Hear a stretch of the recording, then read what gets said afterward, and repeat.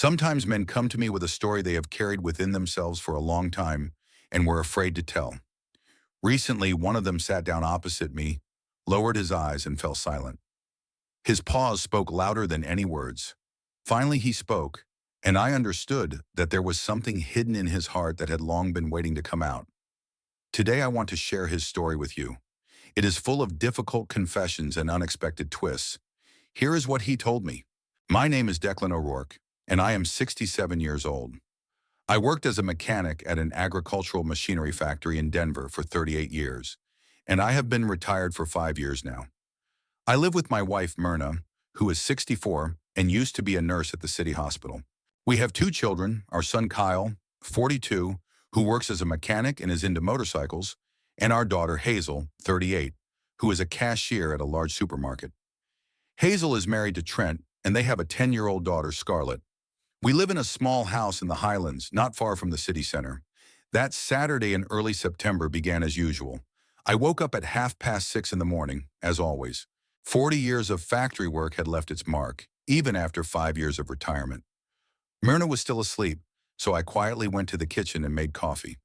I love those quiet moments in the morning when I can read yesterday's newspaper and think about the day ahead. The newspaper reported on rising gas prices and the city's plans to repair the roads in our neighborhood. Just the usual news, nothing special. After breakfast, I went to pick up my granddaughter to take her for a walk in the park. It's only a 12-minute walk to Hazel's through the residential neighborhood. I like our neighborhood. The houses are small but well kept, and each has its own garden. The neighbors know each other by sight and greet each other when they meet. It's not like in the new neighborhoods where people live next door to each other for years and never talk. Mrs. Harrison was watering the flowers by her porch and waved to me. Old Mr. Collins was walking his fat Labrador, who, as always, was pulling on the leash with all his might. Scarlett was waiting for me at the door, already dressed in jeans and a pink jacket with a unicorn on it. That jacket was a birthday present from Myrna and me 2 months ago. My granddaughter loved it and wears it almost every day, even when it's too warm outside. "Grandpa, are we going to play soccer today?" she asked, grabbing my hand. "Of course, Princess. Did you bring the ball?" She nodded and showed me a small soccer ball that she was holding tightly under her arm. I bought her that ball 2 months ago when we first went to play in the park. Scarlett saw other children kicking a ball around on the lawn and wanted to try it too. At first, she only kicked it with the toe of her shoe, but gradually she learned to kick the ball with the inside of her foot, as I had taught her. We headed towards Highland Park, which was only 3 blocks away from their house. On the way, Scarlett told me about school, how Jason Miller got a B in math class yesterday for not learning his multiplication tables, and how their teacher, Miss Anderson, promised to hold a contest for the best Halloween drawing. The morning was cool, typical of a Colorado autumn, and there was already a hint of winter in the air. The leaves on the trees were beginning to change color, yellow, orange, and red spots among the green. In a month, all this splendor would fall, and the long winter would begin. But for now, it was still possible to enjoy the warm days and walks without heavy jackets. The park wasn't too crowded at this time of day. A few young mothers were pushing strollers along the paved paths, and an elderly couple was feeding ducks at a small pond.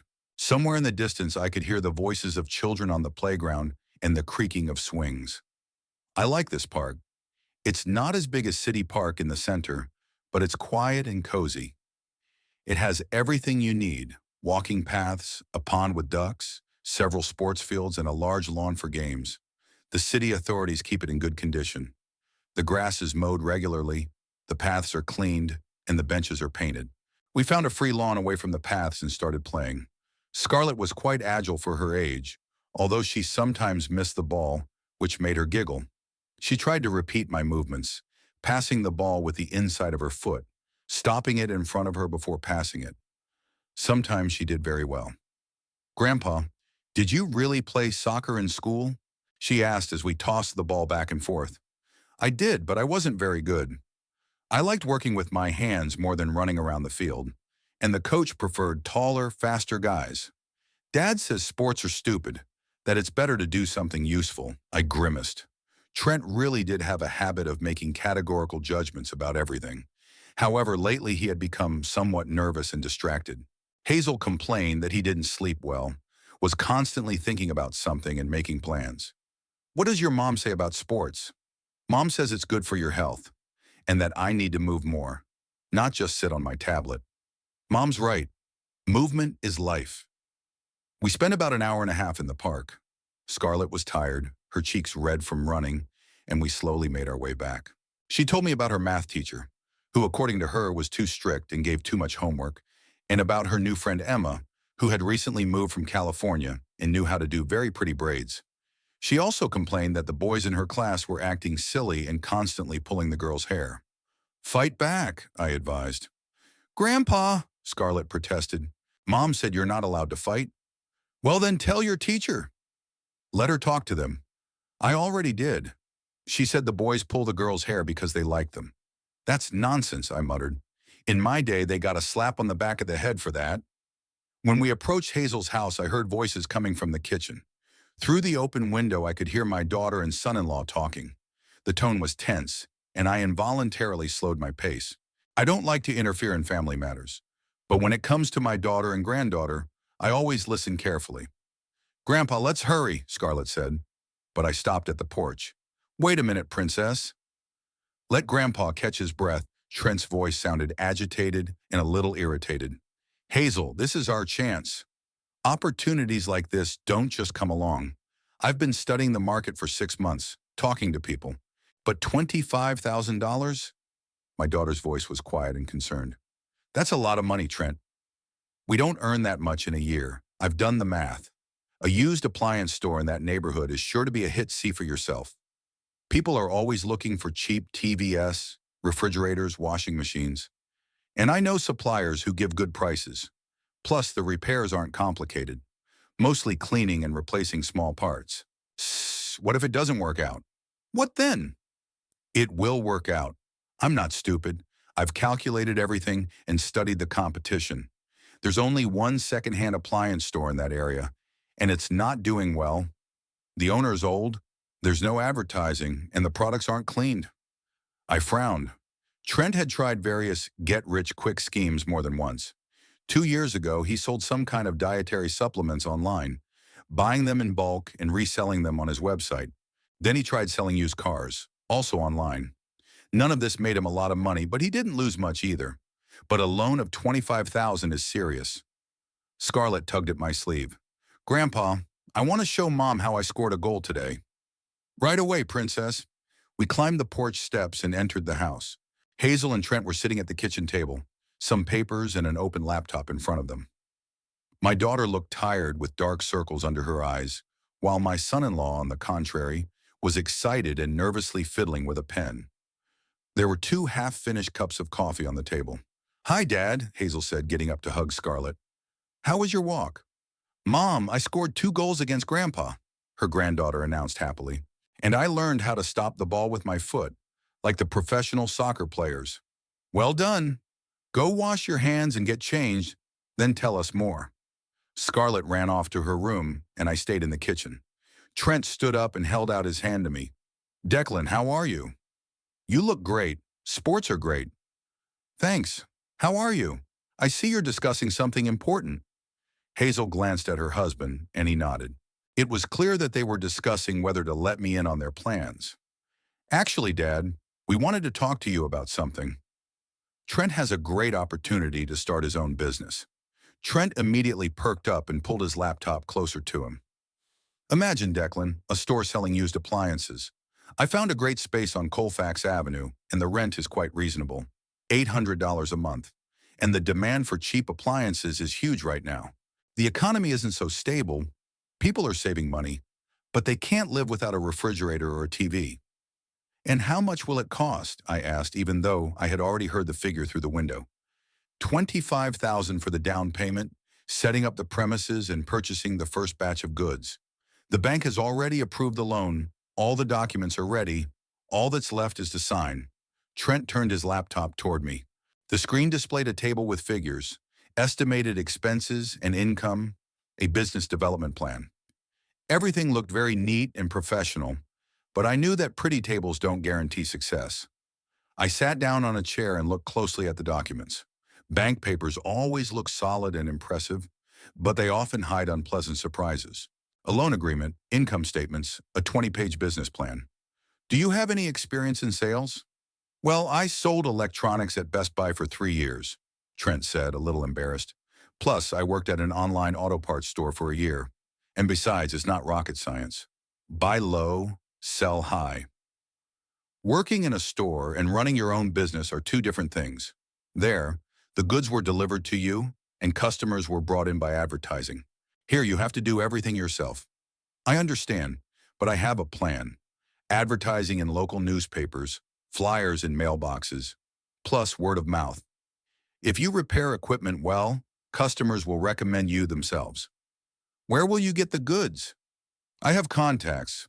A friend of mine works for a company called Techno Demontage. They buy appliances from insurance companies after accidents and fires. Most of the goods are in good condition. They just need to be cleaned or slightly repaired. The prices are 3 to 4 times lower than in stores. Hazel listened carefully to the conversation. She was clearly nervous, but she supported her husband. Dad, we understand that this is a risk, but Trent has been working for peanuts for a long time, and now there's a chance to change something. Maybe in a couple of years we'll have our own house instead of this rented apartment.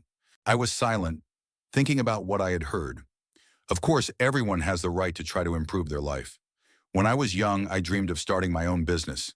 But at that time, I had no money, no connections, and no experience. But what Trent was saying sounded too optimistic. A used appliance store on Colfax Avenue is not the most prestigious area. There are many poor people there. And as for supply contacts, in my life, I've seen many people who promise mountains of gold thanks to their connections and acquaintances. When do you plan to open? As soon as the bank transfers the money. I think we'll be able to welcome our first customers in 2 or 3 weeks. The premises are almost ready. We just need to clean up a bit and put up some shelves. What about the competition? Have you looked into that? Of course. There are only 2 second-hand appliance stores within a 5-kilometer radius. One of them is poorly run. It's dirty, the owner is old, and there's no advertising. The other one is more expensive. They sell refurbished appliances at almost the same price as new ones. What if it doesn't work out? I asked bluntly. What if sales don't go as planned? 25,000 is no joke. Trent hesitated for a second, then replied with feigned confidence. If it doesn't work out, well, then we'll look for other options. We can sell the goods wholesale and get at least some of the money back, but I'm sure it will work out. I've got it all figured out. At that moment, Scarlett, dressed in her home clothes, ran into the kitchen. Grandpa, are you staying for lunch? Mom said she's making macaroni and cheese. No, Princess, it's time for me to go home. Grandma's waiting for me. We were going to go to the store. It was a little white lie. Myrna and I weren't going anywhere, but I wanted to leave and think things over. The atmosphere in the house was tense, and I felt that my presence only added to the discomfort. I got up and kissed my granddaughter and daughter. Trent walked me to the door. Declan, I understand your doubts. It's normal to be cautious at your age, but sometimes you have to take risks to achieve something. Otherwise, you'll be working for your uncle your whole life. Sometimes you have to, I agreed. The main thing is that the risk doesn't become too costly for the family, and that if you fail, you still have something to eat and somewhere to live. Everything will be fine, Trent said, but I heard uncertainty in his voice. I went outside and headed home. The sun had risen higher, and it was noticeably warmer. I took off my light jacket and hung it on my arm. As I passed the gas station on the corner of 38th and Highlands, I heard the familiar roar of motorcycles. 7 bikes were riding toward me, led by my son Kyle on his black Harley-Davidson. When he saw me, he signaled to the others, and the whole group pulled over to the side of the road. Kyle took off his helmet, his long dark hair tied back in a ponytail, and his leather jacket adorned with Mountain Wolves Motorcycle Club patches. A duffel bag was strapped to the back seat of his bike. They were apparently going on a long trip. Hey, old man, he said, getting off his motorcycle. Where are you headed? I'm coming from Hazel's. I was walking with my granddaughter in the park. How's your sister doing? Same old, Trent starting a new business again? Kyle grimaced. He had never hidden his feelings about his brother-in-law. He considered him a frivolous chatterbox who planned more than he did. Again, what is it this time? He wants to open a used equipment store. He took out a loan. How much? 25,000. Kyle whistled. Wow. Does he even know anything about business? Or is he just hoping for the best again? The other bikers waited patiently, some smoking and chatting among themselves. I knew most of them. They were good guys who just loved freedom and speed. Among them was Bradley, a tall guy in his 30s, who worked as a welder on a construction site. Next to him stood Marcus, a black veteran who had lost a leg in Afghanistan, but still never parted with his motorcycle. There were others there too, mechanics, truck drivers, ordinary working people for whom a motorcycle was not just a means of transportation, but a way to feel free. Ah, I said, looking at the motorcycles. It reminds me of my youth. Remember when I told you about my Triumph? Of course I remember. You've told me 100 times, Kyle laughed, but the guys haven't heard it. Well, I'll tell you the 101st time, I winked at Bradley. The year was 1974. I was 22 and had just married Myrna. I bought a used 1971 Triumph Bonneville, red as a fire truck. I paid $1,500 for it, which was a lot of money back then. I thought I'd look like Marlon Brando in The Wild One. And how did that turn out? Bradley asked with a smile. I fell off it 3 times in the first month. Once I even skidded into a roadside ditch. I was trying to overtake a truck, and the road was wet. Myrna said then, either the motorcycle or me. I had to choose. And you made the right choice, said Kyle. Although sometimes I regret not knowing you back then. It would have been fun to ride together. Come on, but now you ride better than I ever could. And your motorcycle is better than my old Triumph. What happened to it? Marcus asked. I sold it 6 months after the wedding. Myrna was pregnant with Kyle, and we needed money for a crib and a stroller. Sometimes I still regret it. We talked for a few more minutes about motorcycles and the bikers' plans for the weekend. They were going to the mountains, to a lake where several clubs were supposed to meet. Then Kyle looked at his watch. We have to go, old man. We want to get there before dark, drive carefully, and say hi to the others for me. Kyle waved to me, put on his helmet, and started the motorcycle. The whole group took off and disappeared into the stream of other cars heading for the mountains. I watched them go and thought about how my son had found his place in life. He has a job he likes, friends, and a hobby. But things with Hazel are getting more complicated. Myrna met me at home. She was cooking dinner, and the whole house was filled with the smell of roasted chicken with herbs and mashed potatoes. Soft music was playing in the living room, some old Frank Sinatra song. How's my granddaughter? She asked without turning away from the stove. Great. She's learning to play soccer and telling me all about school, but things are strange with Hazel and Trent. Myrna turned to me with a concerned look on her face. What's wrong? I told her about my son-in-law's plans and the loan, how they had discussed the business plan, and my doubts. Myrna listened attentively, nodding from time to time and asking clarifying questions. 25,000, she finally said, sitting down across from me at the table. That's more than half of what they earn in a year together. Exactly. And if the business fails, they'll be paying it off for 10 years, maybe even more, with interest. What do you think? Maybe he'll succeed? Maybe we're worrying for nothing. I shrugged. I don't know, Myrna. Maybe he will, but I'm wary of the way he talks about it. Too confident, too easy, as if trading is something simple. And I know people who have been trading their whole lives and still barely make ends meet. But people trade and make money somehow. Take Jimmy McDonald, for example. He opened a car repair shop 15 years ago, and now he has 3 branches. People trade, but most of them study the business first, work in the field for years, understand what's what. And Trent, he just decided he could do it, based on the fact that he sold TVS in a shopping mall for 3 years. Myrna put the plates on the table and laid out the napkins. Did Hazel seem upset? Yes, she's clearly worried. You can see she has doubts, but she supports her husband. She doesn't want to upset him. Of course she supports him. She's his wife. And besides, maybe she's tired of always being short of money. We ate in silence, each lost in our own thoughts. A flock of birds flew past the window, heading south. Winter is coming, I thought. And for winter, it would be good to have a stable job and a roof over my head, not loans and dubious ventures. The following Tuesday, I met Otis Graves as usual at Sally's Cafe on Tennyson Street. We've been friends for almost 40 years, having met at the factory when he worked in the delivery department. Otis is 2 years older than me, but he looks younger, tall, fit, with a gray mustache that he carefully trims every week. After retiring, he took up gardening and now grows the best tomatoes in the neighborhood. Sally's is a small family-owned cafe that has been around for 20 years. Nothing fancy, plastic tables, old chairs, the smell of fried bacon and coffee. But it's always quiet here. You can talk in peace, and Sally makes excellent roast beef sandwiches. On Tuesdays, we have a tradition of meeting at 2 o'clock in the afternoon, ordering coffee and playing dominoes. Otis was already sitting at our usual table by the window, laying out the dominoes. In front of him was a cup of black coffee and a half-eaten piece of apple pie. "Hi, Declan. How are you?" He greeted me without looking up from the tiles. "Fine. How about you? Does your wife complain about these daily trips to the cafe?" Dorothy understands that an old man needs to get out of the house sometimes, and she feels better knowing where to find me. I ordered coffee and sat down across from him.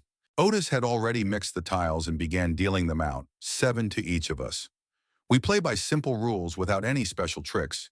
Whoever lays down all their dice first wins. "How's your granddaughter?" Otis asked, laying down the first dice with 2 sixes. "She's growing up." We went for a walk in the park on Saturday and played soccer, but I'm having problems with my son-in-law. What has Trent come up with now? He took out a loan. $25,000. He wants to open a used appliance store. Otis paused, the dice with a 3 and a 6 frozen in his hand. "Are you serious? 25,000. Serious. He's already made an agreement with the bank and will be signing the papers in a few days. Does he have any experience?" "What experience?" "He sold TVS at Best Buy for 3 years. He thinks that's enough." Otis put down the dice and shook his head. "I remember when my brother Ray decided to go into business too. He opened a sporting goods store in '78. He thought that since he was into fishing, he could sell fishing gear. A year and a half later, he went bankrupt. He spent another 10 years paying off the loan." "Exactly. But Trent is sure he'll succeed. He says he's studied the market and looked at the competition." "What does Hazel think?" "She supports her husband, although you can see she's worried." We played in silence for 15 minutes. Otis was winning. He had only 2 dice left, and I had 5.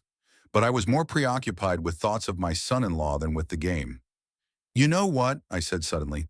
"Let's go see this place he's renting." Trent said it's on Colfax Avenue. "I wonder what it's like." "Why?" Otis asked, surprised. "Just curious. I want to understand what he's getting himself into. Maybe I'm worrying for nothing, and it's actually a good place." Colfax Avenue is long. There are decent areas and not so decent areas. That's why I want to see it. Otis won the game and started collecting the dice. "Okay, let's go. We've got nothing else to do. We just need to find out the address." I called Hazel from the cafe phone.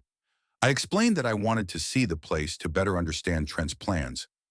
My daughter gave me the address, 4823 Colfax Avenue. "That's almost out of town," Otis said, writing down the address. "That's where the industrial zone begins." We got into my old Ford Taurus and drove west on Colfax. The road was familiar. I had driven this way to the factory for many years, only turning earlier.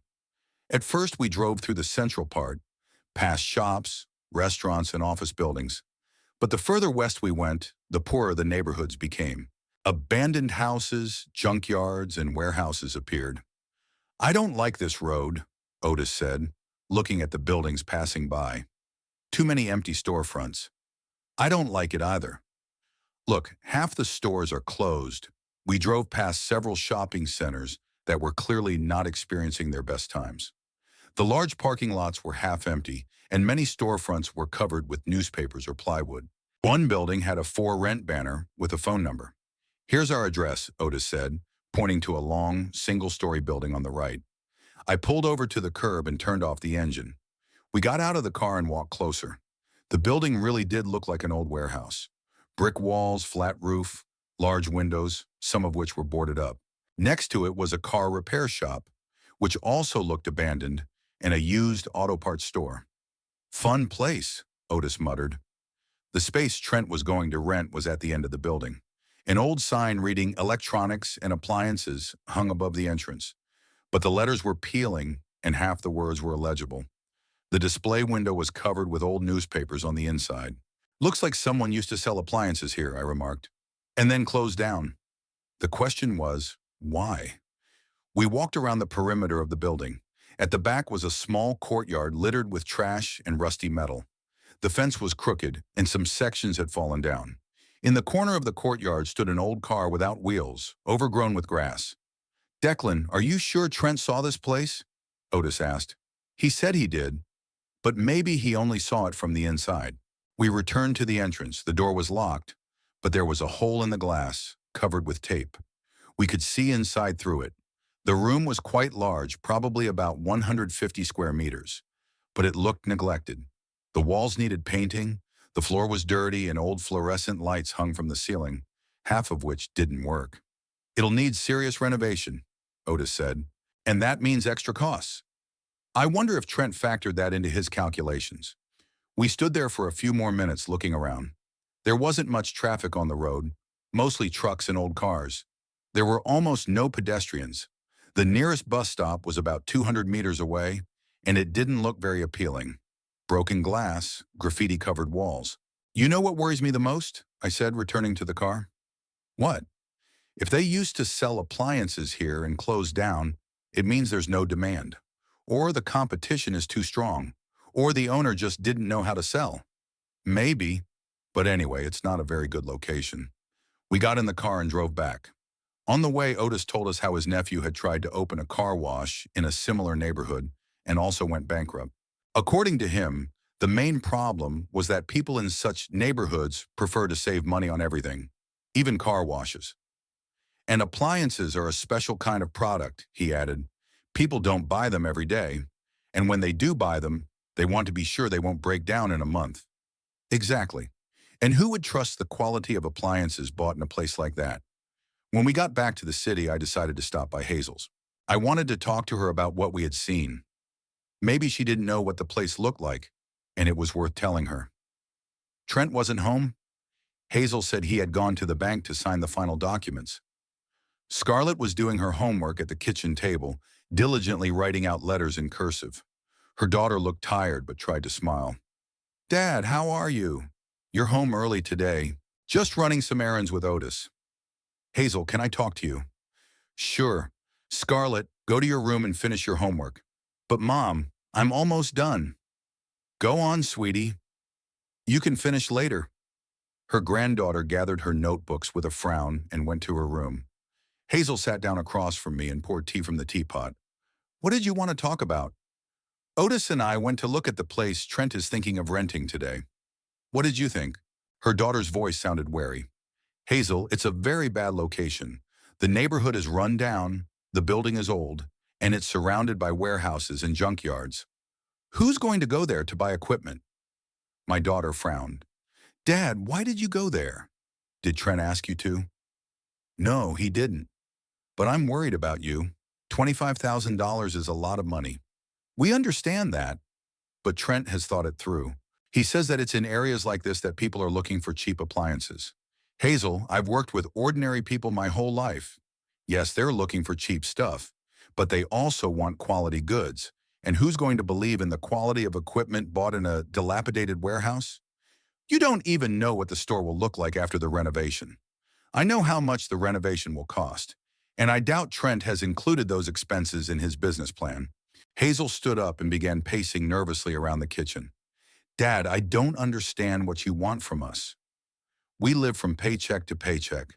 Trent makes $1,200 a month. I make $800. We have to pay for our apartment, food, and clothes for Scarlett.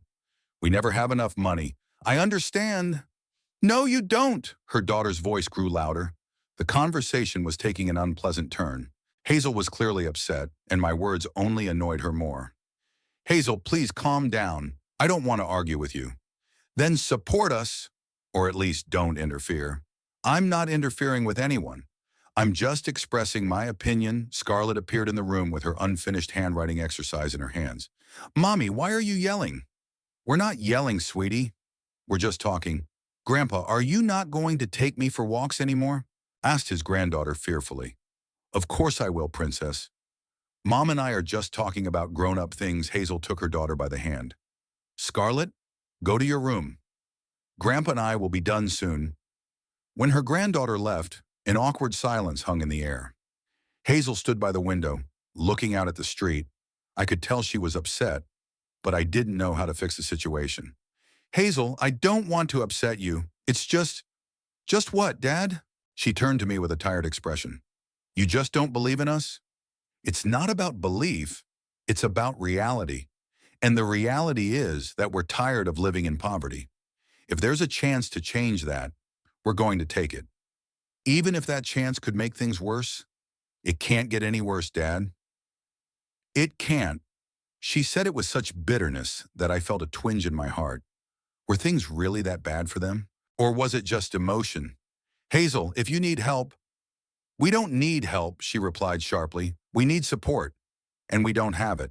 Support and approval are two different things. To me, they're the same thing. I realized the conversation had reached an impasse. Hazel was determined, and my arguments only angered her. Okay, I said, standing up. I'll go. But promise me one thing. If there are any problems, come to me. Don't hesitate. There won't be any problems, she said. But there was no confidence in her voice. I said goodbye to Scarlett and left the house. I felt heavy-hearted. On the one hand, I understood my daughter. It really is hard to live from paycheck to paycheck, especially when you have a child. On the other hand, I could see what they were getting themselves into, and it scared me. At home, I told Myrna about my trip with Otis and my conversation with Hazel. My wife listened attentively, nodding her head from time to time. Maybe you were too categorical, she asked. Perhaps, but I can't keep quiet when I see them making a mistake. Maybe it's not a mistake. Maybe they'll really succeed. Myrna, you should see this place. I don't understand who would go there to buy appliances. Well, maybe it will look better after the renovation. Renovation costs money, a lot of money, and I doubt Trent has taken that into account. Myrna poured us some tea and sat down next to us. Declan, maybe we should just let it go. Let them try. After all, they're adults. It's easy to say let it go. What if they don't succeed? What if they're left with debts? Then we'll help them as best we can. What if our resources aren't enough? Then they'll manage somehow. People do. I finished my tea and looked out the window. It was getting dark outside and the streetlights were coming on. Somewhere out there, in a rented apartment, my daughter was dreaming of a better life and preparing to risk everything for that dream. And I was sitting in my house worrying about how it would all turn out. 4 months flew by quickly. Autumn turned to winter, the first snow fell, and then the thaw came. January in Colorado was surprisingly mild. The temperature rarely dropped below -5, and the snow melted quickly on the roads. During this time, Hazel and I hardly spoke. After that conversation in November, our relationship became strained. My daughter was clearly upset with me for not supporting Trent's plans. When I came to pick up Scarlett, we limited ourselves to formal phrases about the weather and health. Hazel was emphatically polite but cold. Meanwhile, Trent had indeed opened his store. In early October, he proudly told anyone who would listen about his new business. He even called Myrna and invited her to come see Techno Service, as he had named his enterprise. But my wife and I didn't go. We didn't want to pretend that we approved of this venture. I received bits and pieces of information about how my son-in-law was doing, either from neighbors or from acquaintances who happened to pass by his store. The news wasn't very good. Old Frank Miller, who lives across the street, once said to me, "I saw your son-in-law in Colfax. He's standing outside his store smoking. I don't see any customers." And Mr. Collins, walking his Labrador, said, "I drove by last weekend. The parking lot was empty, and the lights weren't on in the windows." Maybe they don't work on weekends, but I tried not to listen to these conversations and not to jump to conclusions. After all, a new business needs time to get up to speed. Maybe everything will work out for Trent. In mid-January, something happened that dotted all the I's and crossed all the T's. I was sitting at home reading the newspaper when our neighbor, Mrs. Harrison, rang the doorbell. An elderly woman in her 70s who knows all the news in the neighborhood before it even happens. "Declan, can I come in for a minute?" she asked, standing on the doorstep with her cheeks red from the cold. "Of course, Dorothy. Come in." "Myrna, put the kettle on. Mrs. Harrison sat down on the sofa and took off her mittens and scarf. She was clearly excited and ready to share some important news. Declan, I don't know if I should tell you this, but this morning I was at my niece's house on Colfax Avenue. You know, she lives near the place where your son-in-law was opening a store. My heart sank, but I tried to remain calm. And the store is closed. Completely. There's a sign on the door saying, "Closed for technical reasons." And my niece says no one has been there for 2 weeks. Myrna brought tea and sat down next to us. It was clear from her face that the news did not surprise her. "What do the neighbors say?" my wife asked. "The neighbors say that business was bad for him from the very beginning. There were few customers, mostly local drunks who tried to steal something, and in December they stopped coming altogether. His niece saw him come by several times, standing at the entrance, smoking, and then driving away." "I see," I said quietly. "Declan, I didn't want to upset you, but I thought it was better to know the truth." "Thank you, Dorothy. You did the right thing." After the neighbor left, Myrna and I sat in silence. Outside the window, snow fell slowly, covering the street with a white blanket. "What are we going to do now?" my wife asked. "Nothing. We'll wait for them to come back to us." "What if they don't?" "They will. $25,000 isn't the kind of money you can just forget about." Myrna got up and started clearing away the teacups. "I feel sorry for Hazel. I feel sorry for her too. But what could I have done? Forbid them to take out a loan? You could have supported them. Maybe then Trent would have been more motivated to see it through." "Myrna, support and money are two different things. No amount of support will make people buy goods in a bad place." "Maybe you're right. But it's still a shame 2 more weeks passed before I saw Hazel again." On Saturday morning, I came to pick up Scarlett for our usual walk. In winter, we didn't go to the park, but to the ice rink at the sports center. My granddaughter was learning to skate, and she was doing pretty well. My daughter opened the door, and I immediately knew something was wrong.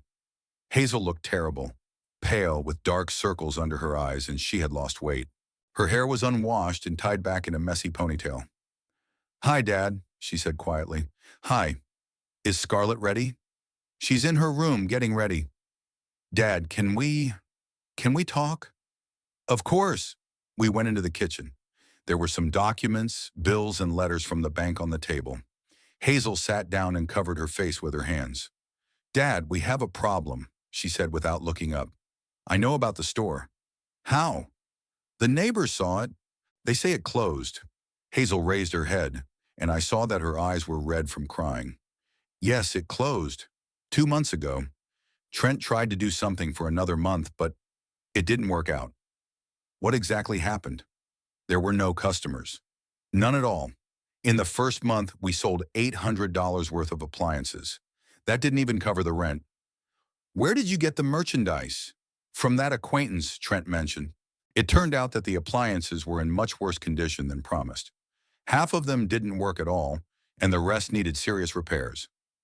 "Where did you get the money for repairs?" "There was no money for repairs. Trent tried to fix them himself, but he couldn't. He ruined one refrigerator completely." Hazel stood up and walked to the window. Snowflakes swirled slowly outside. And then the rental problems started. The landlord demanded money for utilities, which Trent hadn't factored into his calculations. It turned out that heating and electricity had to be paid for separately. And how much was that? $400 a month in the winter, plus $800 for rent. That's a total of $1,200 in fixed expenses with an income of $800. Where is Trent now? Looking for a job. He's been looking for a month. Best Buy won't take him back. They say there are no vacancies. Scarlett ran into the room wearing her winter coat and carrying her skates. "Grandpa, I'm ready. Let's go skating." "Just a minute, princess. Let me talk to your mom for a couple more minutes." "Scarlett, go to your room," said Hazel. "Grandpa and I will be done soon." Her granddaughter pouted in dissatisfaction but obeyed. When she left, Hazel turned to me. "Dad, we need help." "What kind of help?" "The bank is demanding payment on the loan. $670 every month. And we don't have that kind of money. Trent is out of work, and my salary is only enough for food and rent." "How much do you owe?" "We've missed 3 payments. The bank is threatening to take us to court." Hazel sat down at the table and picked up a letter. They can garnish our wages or force us to sell everything we own. What do you have? A car, furniture, a TV. But none of that is worth much money. Maybe 5,000. And the other 20,000? That's why I'm asking you for help. There was a heavy pause. I understood where the conversation was going, and I felt uneasy. Hazel, I can't take on your loan payments. Not the whole loan, just part of it. 10,000 or 15.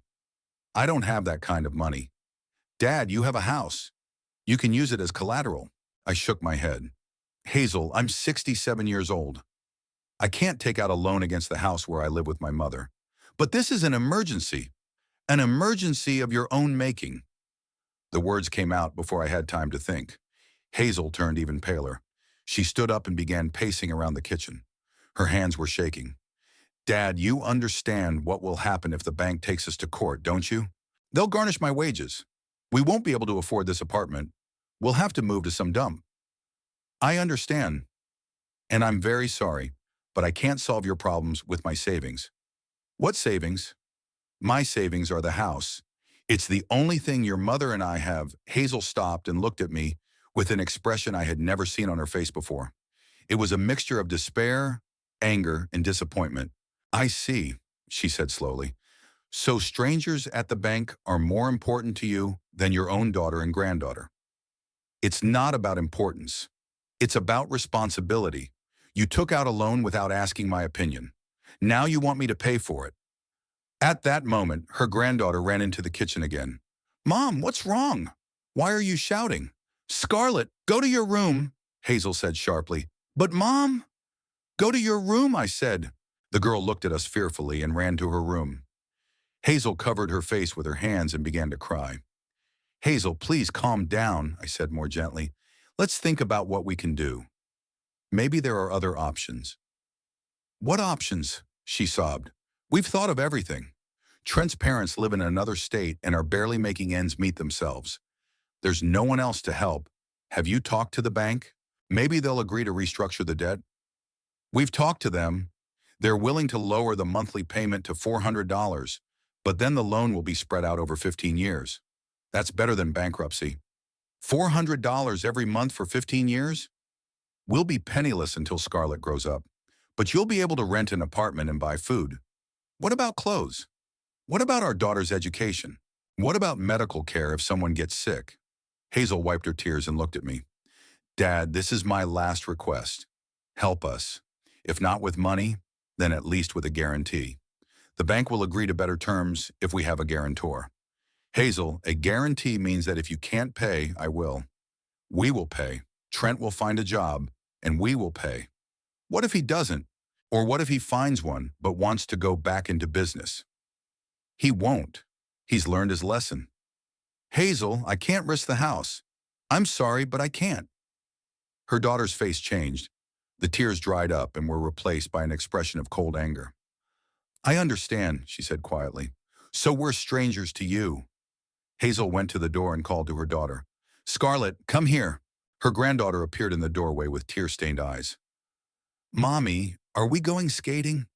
No, we're not. Grandpa's leaving. Why? Hazel took her daughter by the hand and looked me in the eyes. Because Grandpa is no longer a member of our family. He doesn't want to help us. Hazel, don't do that, I asked. Scarlett, Grandpa thinks we are to blame for our problems, and he's not going to help us. Grandpa, is that true? Asked his granddaughter in a trembling voice. No, Princess, that's not true. I love you and your mom. If you love us, then help us, said Hazel. And if you won't help us, then don't come anymore. And don't call Mom. What will happen to our walks? Scarlett cried. There will be no more walks. Grandpa has decided that his house is more important than us. I realized that there was no point in staying any longer. Hazel was hysterical and wouldn't listen to any arguments. All right, I said. If that's what you've decided, then so be it. I kissed Scarlett on the top of her head and headed for the door. Hazel followed me. And don't you dare come back until you're ready to really help. I put on my jacket and opened the door. I turned around on the threshold. Hazel, when you calm down, think about what you did today and what your daughter saw. She saw what kind of grandfather she has, my daughter replied and slammed the door. I stood on the porch for a few minutes, not knowing what to do. Through the window, I could hear Scarlett crying. I wanted to go back, hug my granddaughter, and tell her that everything would be okay. But the door was locked, and Hazel was unlikely to open it. At home, I told Myrna what had happened. My wife listened silently, shaking her head from time to time. Maybe you should have agreed, she asked at the end. To what? To mortgage the house to cover someone else's debts? Not someone else's. Our daughter's Myrna. We have a small pension and this house. If we lose it, we'll be destitute. And who will help Scarlett if she needs it? Maybe you're right. But I still feel sorry for the girl. I feel sorry for her too. But I can't solve grown-ups' problems at the expense of our future. I couldn't sleep for a long time that night. I kept seeing Scarlett's crying face and hearing Hazel's words that I was no longer a member of the family. Maybe I really had been cruel. Maybe I should have taken the risk. But then I remembered the room on Colfax Avenue, Trent's naivety, and the fact that I had warned him about it 4 months ago. No, I decided I did the right thing. Cruel, but right. A week passed after that Saturday scandal. A difficult, painful week, during which I thought every day about Scarlett and how she cried when her mother forbade her to see me. Myrna was also worried, but unlike me, she didn't consider the situation hopeless. Declan, we have to do something, she said at breakfast on Wednesday. We can't just sit around and wait. What can we do?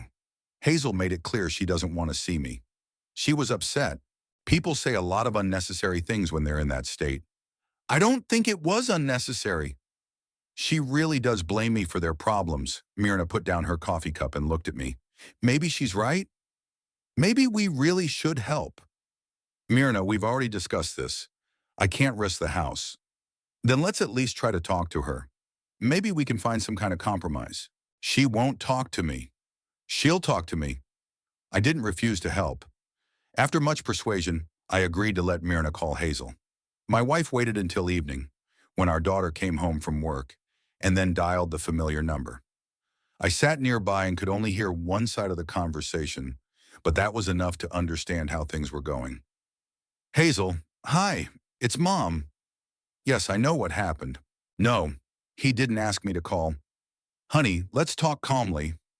Myrna fell silent, apparently listening to her daughter's long tirade. It was clear from her face that the conversation was not going well. Hazel, he's not your enemy.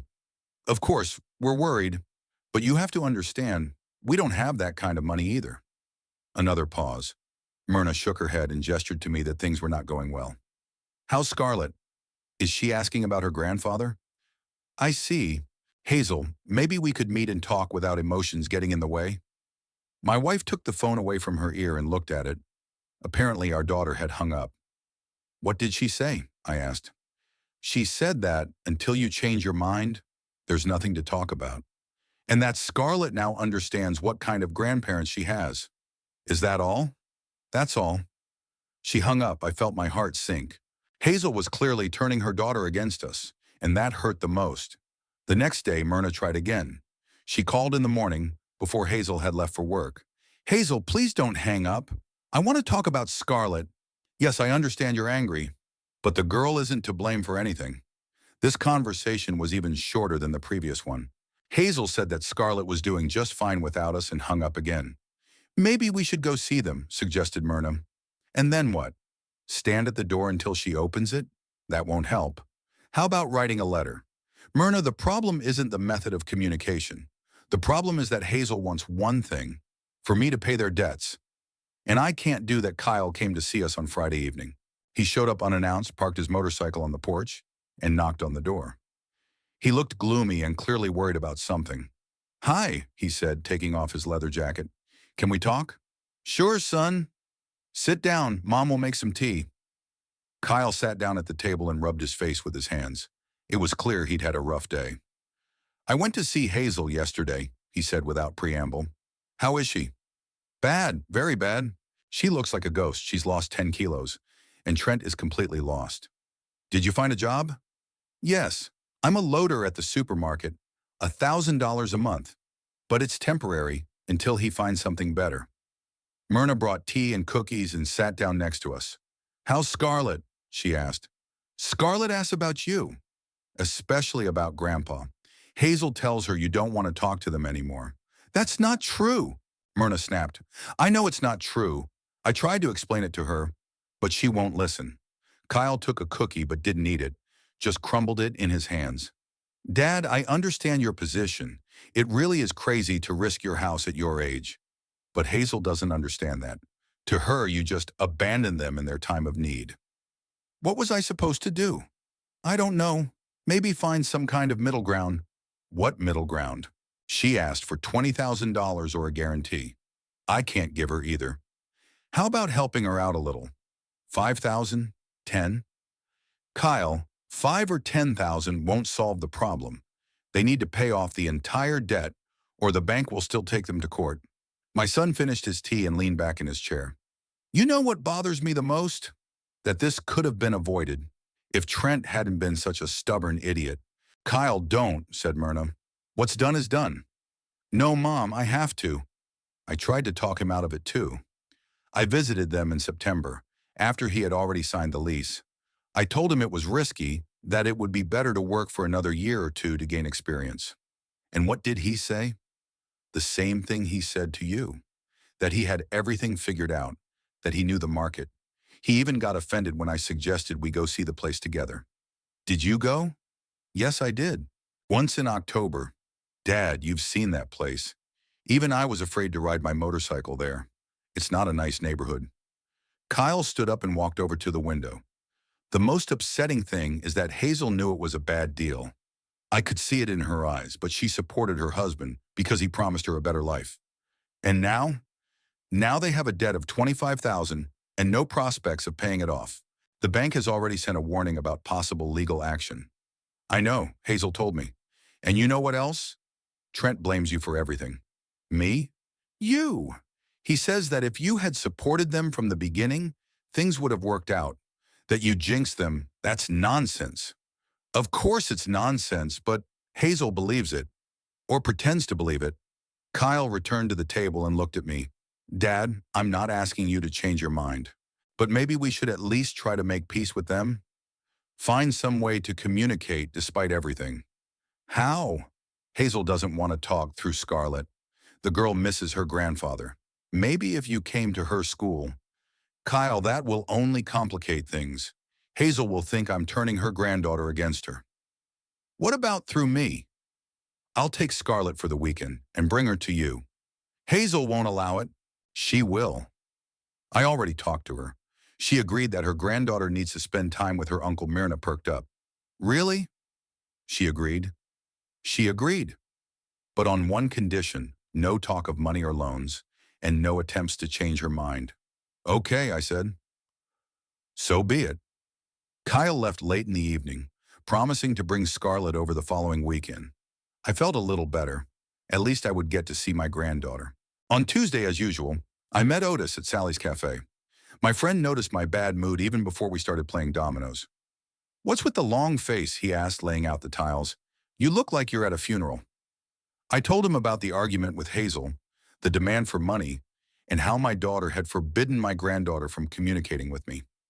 Otis listened attentively, nodding from time to time. "That's a tough situation," he said at the end. "But you did the right thing. Sometimes I think I didn't. Maybe I should have taken the risk. Declan, do you remember my neighbor Charlie Brown? The one who sold his house and moved into an apartment? That's the one. Do you know why he sold his house? No. Because his son asked him for money for a business. Charlie mortgaged his house and gave his son $30,000. His son went bankrupt and Charlie couldn't pay off the loan. The bank took the house. How is he now? He lives in a one-room apartment and pays $600 in rent from his $800 pension. And his son?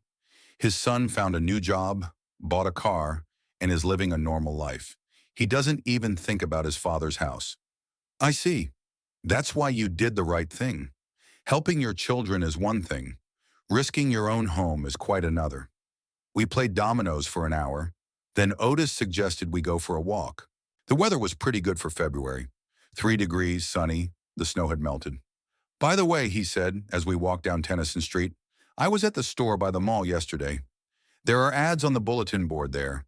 I saw one. Someone is selling a TV and a refrigerator. Cheap. So what?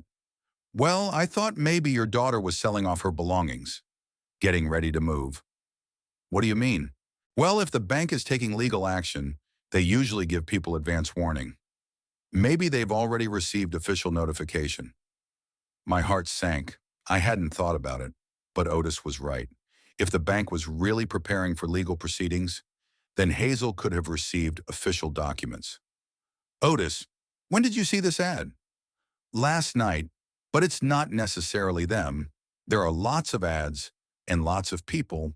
It's still unpleasant. Declan, why don't you try talking to your daughter? Not about money, just to find out how she's doing. She won't talk. Give it a try. Tell her you're worried, that you want to help, but not with money. In the evening, I finally decided to call Hazel. I dialed the number while Myrna was washing the dishes so my wife wouldn't hear the conversation. The phone rang for a long time.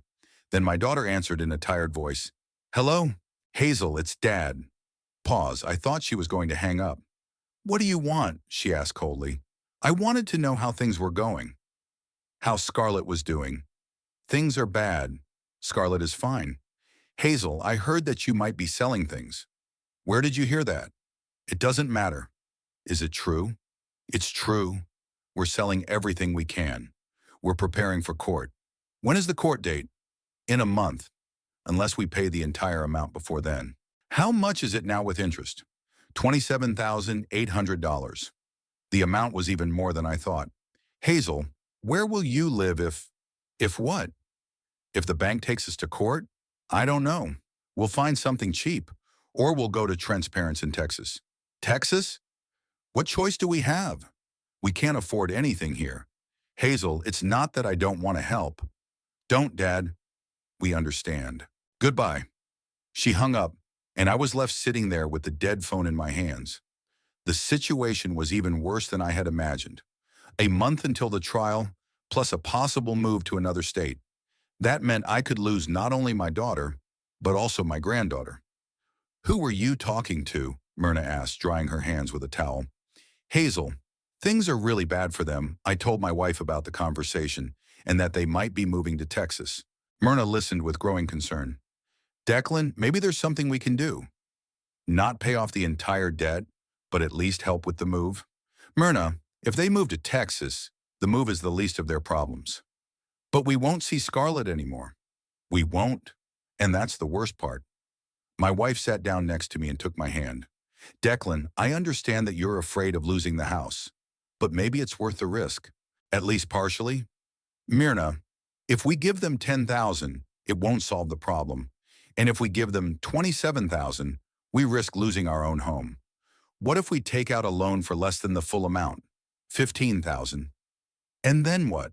Where will we get the remaining $13,000? I don't know, but at least we'll try. I was silent for a long time, thinking about my wife's suggestion. On the one hand, $15,000 still wouldn't save Hazel from bankruptcy. On the other hand, it would give them time to find a way out. Okay, I finally said, we'll try, but on one condition. The money goes to the bank, not to Hazel or Trent.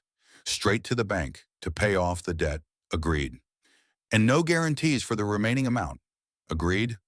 Then tomorrow I'll go to the bank and find out the terms for loans secured by real estate. Myrna hugged me.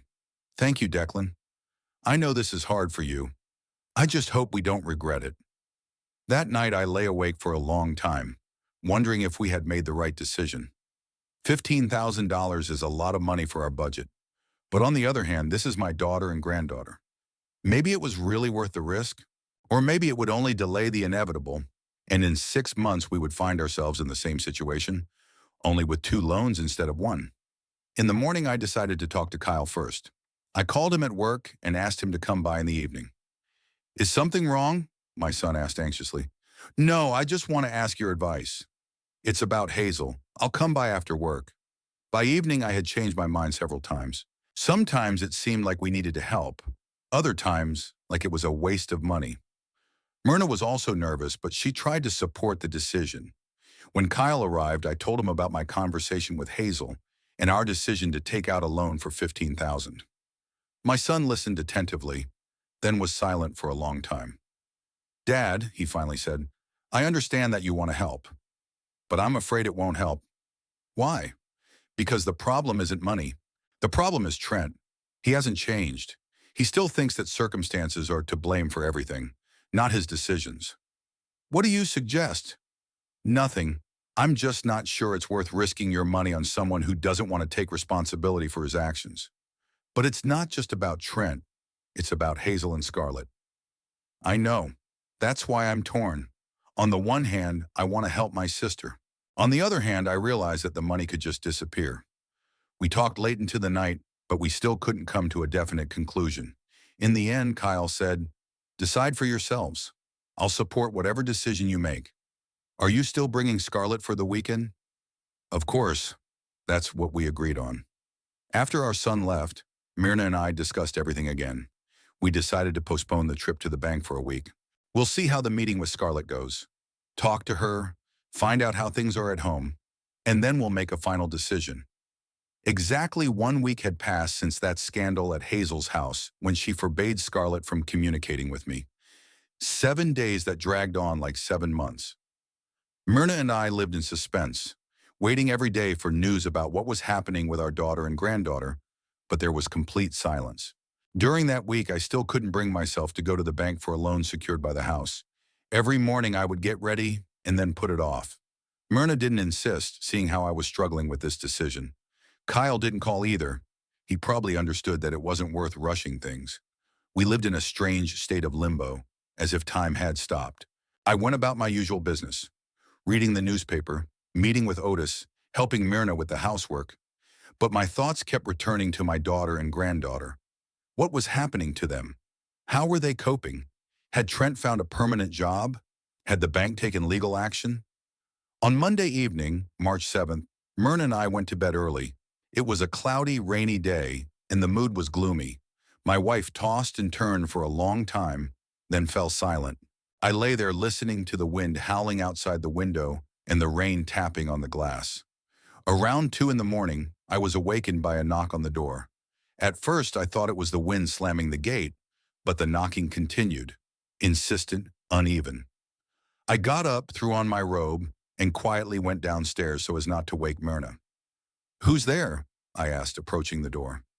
"Dad, it's me," came Hazel's trembling voice. I quickly unlocked the door and threw it open. My daughter and granddaughter were standing on the doorstep, soaked to the skin. Hazel was holding a worn suitcase in one hand and holding Scarlett, who was quietly sobbing, in the other. Both of their faces were pale, their eyes red from crying. "Hazel! Scarlett! My God, what happened? Come in quickly." My daughter entered the hallway, but did not hurry to take off her clothes. She stood there shivering from the cold and looked at me as if she couldn't believe I had let her in. "Dad," she said in a trembling voice, can we stay?" "At least for one night." "Of course you can. What kind of question is that? Take off your wet clothes. I'll make some tea." At that moment, Myrna appeared on the stairs in her bathrobe. "Declan, what's going on?" Seeing her daughter and granddaughter, she gasped, "Hazel! Scarlett! My God, what happened to you?" "Mom," Hazel whispered and rushed into her mother's arms. Myrna hugged her daughter, and I picked up the trembling Scarlett. "Princess, what happened? Why are you crying?" "Grandpa," my granddaughter sobbed, "we don't have a home anymore, and Daddy isn't Daddy anymore." My heart sank. I carried Scarlett to the living room and sat her down on the sofa, covering her with a blanket. Meanwhile, Myrna helped Hazel take off her wet jacket. "Let's go to the kitchen," I said. "It's warmer there. Tell me what happened." We went to the kitchen. I put the kettle on and got some cookies. Hazel sat down at the table, wrapping her arms around her head. Scarlett snuggled up to her grandmother, who quietly stroked her hair. "Hazel, tell us," Myrna said gently. My daughter raised her head. Her face was gaunt and aged. It was clear that this week had been very hard on her. "This morning," she began in a trembling voice, "this morning the bank came. They said the house was theirs. They gave us 4 hours to pack our things." Hazel cried, "Dad, we have nothing left." We packed only the bare essentials in one suitcase. We had to leave everything else behind. Scarlett looked up with tear-filled eyes. Grandpa, my toys are still in that house. Will they take them now? I don't know, Princess, but we'll buy you new toys. Where's Dad? Asked his granddaughter. Why didn't he come with us? Hazel and Myrna exchanged glances. It was clear that this was the most painful question. Scarlet, Hazel said quietly. Daddy won't be living with us anymore. Why? Because he decided he didn't want to be a daddy anymore. I poured everyone some tea, trying to understand what exactly had happened with Trent. Hazel, I asked cautiously, where is Trent now? I don't know, my daughter replied, wiping away her tears. When we came home from the bank this morning, he wasn't there. Then I found a note. What note? He wrote that he couldn't take it anymore, that he was tired of problems and debts, and that he was filing for divorce. Did he leave home? Yes, he took his things and left. In the note, he wrote that he was going to his mother in Texas to start a new life. What about you? What about Scarlet? He wrote that we were young and could manage on our own, and that it would be better if he disappeared so he wouldn't get in the way of us rebuilding our lives. I felt anger boiling up inside me. Leaving his wife and child at a time like this was despicable, even for Trent. Scoundrel, I muttered. Dad, don't, said Hazel. Scarlet can hear you. I'm sorry, but how can you abandon your family just when they need you most? He got scared. He couldn't handle the pressure and ran away. Scarlet finished her milk and rested her head on her grandmother's shoulder. Grandma, are we going to live with you now? Of course, dear, as long as you want. Will I go to the same school? Yes, Grandpa will drive you. Hazel looked at me. Dad, I'm sorry we came so late. I didn't know where else to go. Hazel, this is your home. You can come here anytime, even after what I said to you. Even after that, you're my daughter, and nothing will change that. I was wrong. You warned us, and I didn't listen. I thought you just didn't believe in us. I didn't believe in Trent. I always believed in you. What happens now? With the debts, with the court? We'll figure it out tomorrow. We'll go to a lawyer and see what we can do. We don't have money for a lawyer. We have a house. If worst comes to worst, we'll mortgage it and hire a good lawyer. Hazel looked at me in surprise. But you said you couldn't risk the house. I did. Now I understand that a house is needed for a family to live in, and you are my family. My daughter cried again, but now they were tears of relief. Thank you, Dad. I don't know what we would have done without you. Don't thank me. I should have helped sooner. Myrna stood up and took Scarlet by the hand. Come on, dear, I'll put you to bed. You're tired. Will I see my room in the morning? Of course you will. We have a room just for you. Myrna took her granddaughter upstairs, and Hazel and I stayed in the kitchen. My daughter sat with her head down, slowly drinking her tea. Hazel, I said, don't blame yourself for what happened. You did what a wife does. You supported your husband. I supported an idiot who abandoned us at the first sign of trouble. You didn't know that then. I did. Deep down, I knew something was wrong with him, but I didn't want to believe it. What are your plans now? I don't know. Find a second job so I can pay off my debts faster. Rent a small apartment when I have the money. Why rent? Live here. Dad, we can't live with you permanently. You have your own life. Our life got better when you came back. A house without children and grandchildren is not a home, just a building. What about Mom? Won't it be hard for her? Mom will be happy. She missed Scarlet so much. Hazel finished her tea and stood up. Dad, I'm very tired. Can I go to bed? Of course. Mom made up a bed for you in the guest room. Thank you. My daughter came up to me and hugged me. I'm sorry for everything, for not listening to you, for what I said to you last time. Forget about it. The main thing is that you're home. Hazel went upstairs and I stayed in the kitchen. I turned off the light but didn't go to bed. I sat in the dark and thought about how life sometimes takes strange turns. Just a week ago, my daughter and I weren't talking, and now she's back home. Of course, the problems haven't gone away. The $27,000 debt is still there. Trent filed for divorce and disappeared. A court case and years of payments lay ahead. But the main thing was that the family was together again. I got up, put the cups in the sink, and slowly went upstairs. The nightlight was on in the guest room. Myrna was putting Scarlett to bed. I could hear quiet voices. Grandma was telling her granddaughter something. Myrna was already waiting for me in our bedroom. "How's Hazel?" she whispered. "Tired. But she seems to have calmed down a bit." "How are you?" "I'm glad they're home." "Very glad. Are we going to the lawyer tomorrow?" "Yes, let's see what we can do about these debts." "What if we have to mortgage the house?" "We'll mortgage it. We don't need a house if we don't have a family in it." Myrna hugged me. "You made the right decision, Declan. Family is the most important thing. It's just a shame I realized it so late. Better late than never." We went to bed, but I couldn't fall asleep for a long time. I listened to the rain subsiding outside the window and thought about tomorrow. There was a lot to decide, issues with debts, divorce, and work for Hazel. But the most important thing had already happened. The family was reunited. Sometime around 4 in the morning, the rain stopped completely. The house became quiet and peaceful. My daughter and granddaughter were sleeping in the guest room. They were home. They were safe. We would figure out the rest somehow.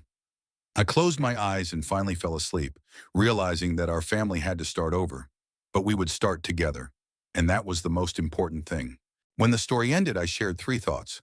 First, it is important to acknowledge your pain, not hide it. Second, respect begins with ourselves.